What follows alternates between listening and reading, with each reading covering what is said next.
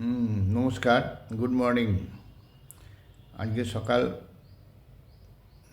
বেলা একটা লাইভ করতে এলাম, কিন্তু নর্মালি আমি লাইভ করি না। এটা ঠিক লাইভ বলা যাবে না, এটা একটা ভিডিও ধরুন। নর্মালি কালকে বিচার হয়ে গেল, বিরল থেকে বিরলতম নয়। আমার একটা মনে হলো যে এটা বোধহয় ঠিকই হলো। জজ সাহেব বোধহয় ইচ্ছা করেই এটাকে বিরল থেকে বিরলতম বললেন না। কারণ দেখুন, ফাঁসি যদি দিয়ে দিতেন আর ফাঁসিটা ইমপ্লিমেন্ট হয়েও গেল, কারণ নর্মালি ওদের বাড়ির লোক, মানে সঞ্জয়ের বাড়ির লোকরা বলেছে আমরা আর এগোবো না। তাহলে কি হবে?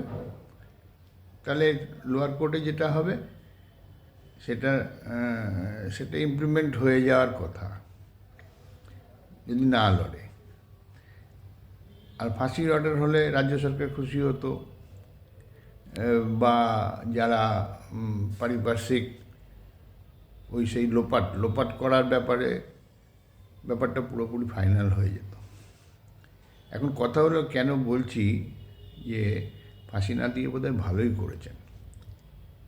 দেখুন, আগামী দিন কেস যখন হয়েছে, কেসগুলো চলবে তো। ওদিকে টালা থানার আইসির কেস ওঠেনি, সন্দীপ ঘোষের কেসও ওঠেনি। তো নর্মালি যখন আর একদিকে তদন্ত করতে করতে আসবে, কিছু কিছু জায়গায় যদি সঞ্জয়কে দরকার হয়, তখন তো সঞ্জয়ের ফাঁসি হয়ে গেছে, সঞ্জয়ের শাস্তি কমপ্লিট হয়ে গেছে। এবার কেউ যদি ধরা পড়েও, তখন এই সঞ্জয়কে কোথায় পাওয়া যাবে? এই সঞ্জয় জেলে থাকলো, যদি কখনো হয়, যদিও ভারতবর্ষে সিবিআইয়ের উপর মর্যাদা রেখেই বলছি, এই সারদা থেকে আর আরজিকর পর্যন্ত কোনো কেসেই সিবিআই আজ পর্যন্ত কাউকে দোষী সাব্যস্ত করে জেলে ঢোকায়নি, অন্তত আমাদের রাজ্যে তো হয়নি। কারণ আপনারা দেখুন, প্রথম দিন যখন আমরা দেখলাম, ওই সেই 22শে জুলাই রাত্রির কথা বলছি, খাটের তলায় 50 কোটি টাকাটা কার এখনও সিবিআই জানেই না। ওই সব নর্মাল পাতি থানার আইসি পাইসি সার্চ করলে বলে দিত টাকাটা কার।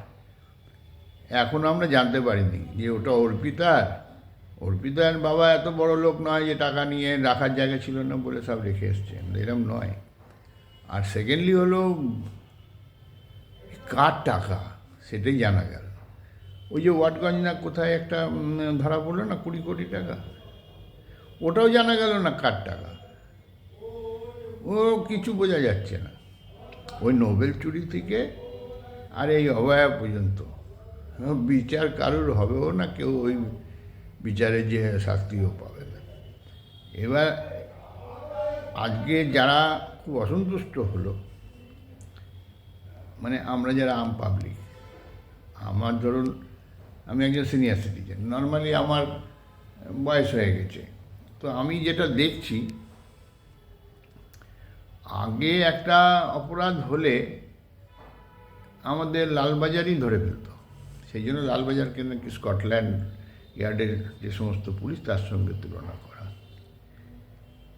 এরকম অনেক ঘটনা আছে, মানে আমাদের ছোটোবেলায়, মানে আজ থেকে 60-70 বছর আগের কথা বলছি।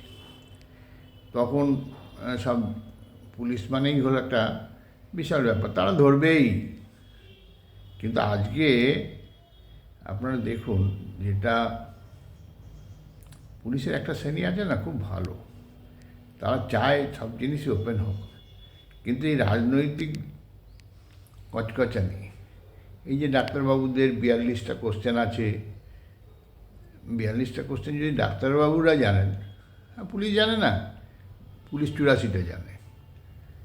কিন্তু কোথাও একটা রাজনৈতিক চাপ আছে, এবং যেই চাপে, না বলবো না,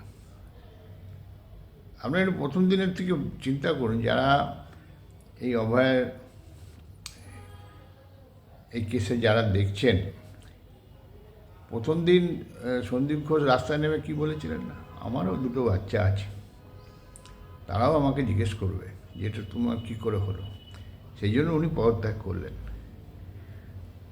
যে দায় স্বীকার করে পদত্যাগ করলেন তাকে আবার প্রাইজ দেওয়া হলো কি না, তুমি ইয়েতে চলে যাও, ন্যাশনালে চলে যাও, ন্যাশনালের প্রিন্সিপাল হও।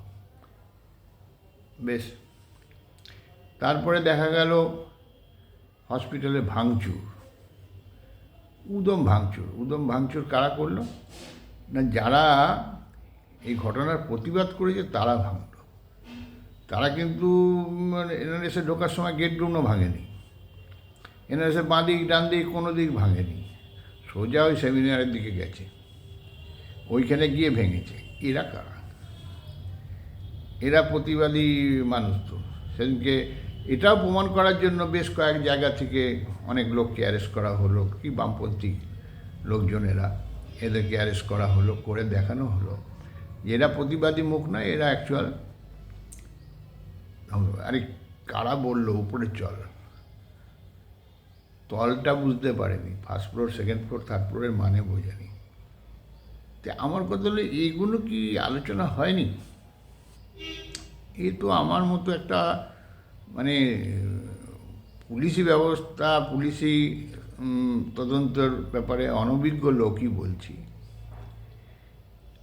একটা চিমটি কাটলে একটা মেয়ে জোরে চেঁচিয়ে ওঠে, এবং এত ঘর বন্ধ ছিল, এত মেয়েটা শান্ত হয়ে মার্ডার হয়েছে, তার সারা শরীর সুন্দর করে গুছিয়ে, কোনো লুটোপুটি হয়নি, বেড ফেডে, তার মা বাবা বলছে, চাদর নিয়ে হলো। এত এভিডেন্সে কোর্ট কিন্তু কিছু দেখতে পায়নি, কারণ কোর্টের নিয়ম হলো কোর্টের কাছে আপনি যা আনবেন তার উপরই ম্যাজিস্ট্রেট জজ সাহেব বিচার দেবেন। তো সেই বিচারে ওনার কাছে যা আনা হয়েছে উনি তাই বলেছেন। এবার সিবিআই, আমার যেটা মনে হলো, সিবিআই চার্জশিটটা কী দিল, কীভাবে দিল, কেন এটা বিরল থেকে বিরলতম হলো না, এটা তো ম্যাজিস্ট্রেটের দোষ নয়, তার কাছে প্লেস করা হলে তিনি যেটা দেখেছেন সেই হিসাবে বলেছেন। আর আপনি যদি আমার কথা বলেন, আমি বলবো এটা ঠিকই হয়েছে। ওকে ফাঁসি দিয়ে দিলে তো অনেক কিছু চেপে যেত। দেখুন, ধর্মের কল বাতাসে নড়ে। আজকে ওর যদি ফাঁসি হয়ে যেত, সব থেকে খুশি হতো কে জানেন? আমাদের প্রশাসন, যে ঝামেলাটা এড়ানো গেল। কারণ এখন আর লিগাল মানে এভিডেন্সও থাকলো না, কারণ ওকে জেলে গিয়ে ধরে জেলে গিয়ে কথা শোনা যাবে না, বলা যাবে না। ওর যদি এখন ম্যাজিস্ট্রেট একটা কথা বলেছে, আপনারা খেয়াল করেছেন কিনা জানি না, যে সেদিনকার অপরাধী যদি আপনি হয়েছেন তাহলে আপনি সব জানেন। ও খালি রুদ্রাক্ষমালা ছেঁড়া গেল না, অমুক তমুক ওসব গল্প বলছে। ও আরও কিছু জানে যেটা ও বলল না, যেটা পুলিশ বার করারও চেষ্টা করে, কারণ পুলিশ নিজেও জানে। আচ্ছা, একটা কথা বলুন তো, কে বা কারা এত দ্রুত ময়নাতদন্ত করে দেহ পুড়িয়ে দেওয়ার জন্য ব্যস্ত হয়ে পড়লে? কারণ কি? এরকম তো ব্যস্ততা অন্য মার্ডারের ক্ষেত্রে দেখা যায় না। তাহলে এই ইন্টেনশনটা ছিল যে কিছু একটা কুকর্ম হয়ে গেছে, এবং যে কুকর্মটা হয়ে গেছে সেটাকে ধামাচাপা দেওয়া যায়নি। দেখবেন আপনারা খেয়াল করে, হঠাৎ দুই মজুরের গণ্ডগোল, এক মজুর আর এক মজুরকে এক চর মেরেছে, এক চরেই মরে গেছে। কেসটা এরম হয়নি তো, যে এরকম ও এমন কিছু দেখে ফেলেছে এবং যার প্রতিবাদ করেছে সেখানে হয়তো এরম বলা হয়েছে, এদিকায় তো দেখাচ্ছি মজা, তোকে এমন মারবো না বলে হয়তো একটা চড়ই মেরেছে, চড়েই কিছু হয়ে গেছে। এটা আমার সন্দেহ, এটা আমার মনে হয়, আমি এটা বলছি না যে এটাই হয়েছে। এইবার যে মরে গেল একটা মেয়ে, একে কীভাবে সাজাতে হবে, কী করে সাজানো যাবে? কারণ এরম বিরল ঘটনা সারা ভারতবর্ষ কেন, সারা পৃথিবীতেও হয়নি। কোনো ডক্টর সে ডিউটি আওয়ার্সে রেপ হয়েছে, ধর্ষণ হওয়ার পরে তাকে মার্ডার করা হয়েছে, এরম কেস কোথাও পৃথিবীতে হয়েছে বলে আমার তো জ্ঞান তো বয়স হলো এখন প্রায় 70-এর কাছে, আমি তো জানতে পারলাম না যে এটা কি কোনো দিন হয়েছে কি না। আমরা অনেক কেস দেখেছি, দেখিনি তা না, দিল্লির নির্ভয়া, তারপরে ধরুন ওই আরুষি কেস, এরকম অনেক কিছু দেখেছি, কিন্তু এরকম বিরল ঘটনা খুব একটা হয়নি। যাই হোক, এটা ম্যাজিস্ট্রেটের কথায় বিরলতম নয়। আমার তো মনে হয় এটা ভালোই হয়েছে বিরলতম না বলে, কারণ এরপরে যারা রয়েছে, যদি উপরে সত্যি ভগবান থাকেন, আমি জানি না থাকেন কি না, কারণ এখন মনে হয় ভগবান এদিক ওদিক ঘুরে বেড়ান, এদিকে দেখেন না, রাজ্যের দিকে তাকান না। তাকালে হয়তো বেরিয়ে পড়তো, এখানে উনি তাকান না, উনি জানেন এইখানে কিছু করার নেই, এসব আমরা সব অপদার্থের দল, ও যেরম হচ্ছে হোক। যদি সত্যি ওনার কিছু নড়ানড়ির ব্যাপার থাকে না, তাহলে আগামী দিনে দেখবেন এই সঞ্জয় কি কাজে লাগবে। এই সঞ্জয়ের ফাঁসি হয়ে গেলে তাহলে আর কাজে লাগতো না, এবং এতে অনেকে অসন্তুষ্ট হচ্ছে, প্রশাসনের অনেকের অসন্তুষ্ট হচ্ছে, এখন অনেকে অনেক রকম বলবেন, কিন্তু যারা এটাকে বিরলতম করাতে পারতেন তারাই বিরলতম জাতি, তারা বিরলতম প্রজাতি। আমি একজন বৃদ্ধ বয়স্ক লোক হয়ে বলছি, ওনার বিরলতম জাতি, বিরলতম পাপী, তাদের শাস্তি হোক, এবং সঞ্জয় বেঁচেই থাক। সঞ্জয় তো আজ হোক কাল হোক, ও তো নিকৃষ্ট প্রাণী, ও তো মানুষ নয়। এটার জন্যই একটুখানি লাইভ ঠিক না, আমি বললাম, এই ভিডিও করে জানালাম, এটা আমার একটা প্রতিবাদ। এটা আর কদিন বাঁচবো একটু বলে দেখি। ঠিক আছে, সবাই ভালো থাকুন, আর কী করে বলবো, এই এতে আর ভালো থাকুন সুস্থ থাকুন এরম বলার লোক নেই, এখন সব লোক অসুস্থ আর কেউ ভালো নেই। নমস্কার।